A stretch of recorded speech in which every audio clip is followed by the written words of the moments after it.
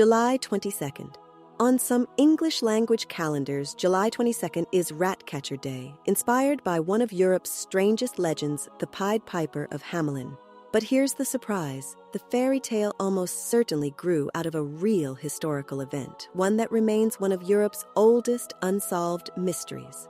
You know the story. A town is overrun with rats. A mysterious piper in colorful clothing leads the rats away. When the town refuses to pay him, he returns and leads away the children in revenge. It's a dark fairy tale and a strange one, but the oldest versions are stranger still, because at first, there were no rats.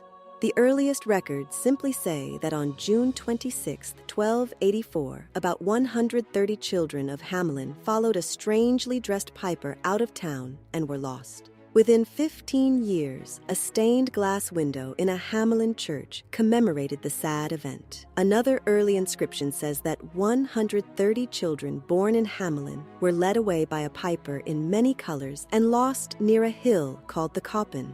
A town chronicle written about a century later simply says in translation, "It has been 100 years since our children left. No explanation, just grief."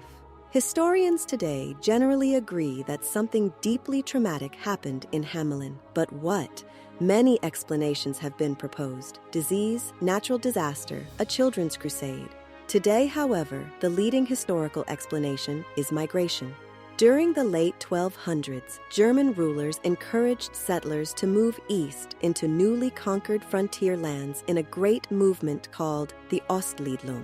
Professional recruiters, called Lokatoren, traveled Western Germany seeking families willing to begin new lives. Linguist Professor Jürgen Udolf found that family names known from medieval Hamelin became prominent during the 1300s in what is now northern Poland, especially around Prignitz, Uckermark, and former Pomerania. To many historians, that suggests the story preserves the memory of migration rather than magical disappearance.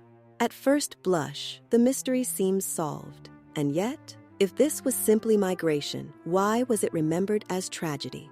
Parents have always wept when children left home, but they also prayed. They told proud stories of courage and opportunity. They expected news.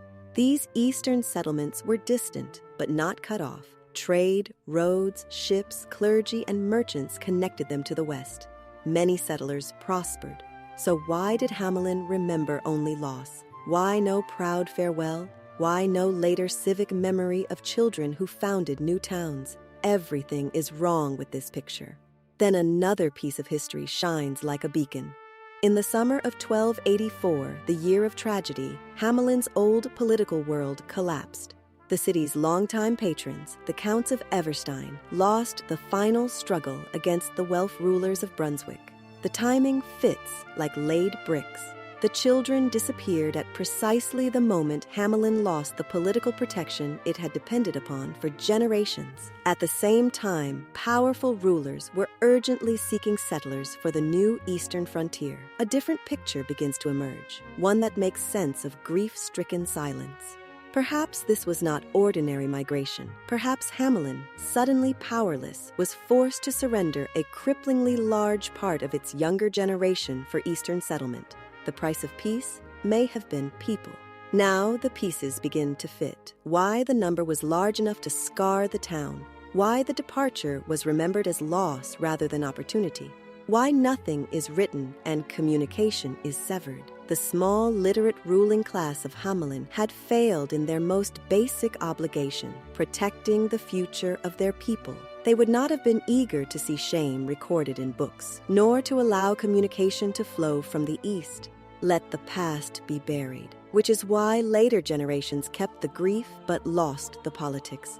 Hamelin remembered the day their lost generation disappeared over the horizon, perhaps to a piper's march, and the tragedy became a dark fairy tale.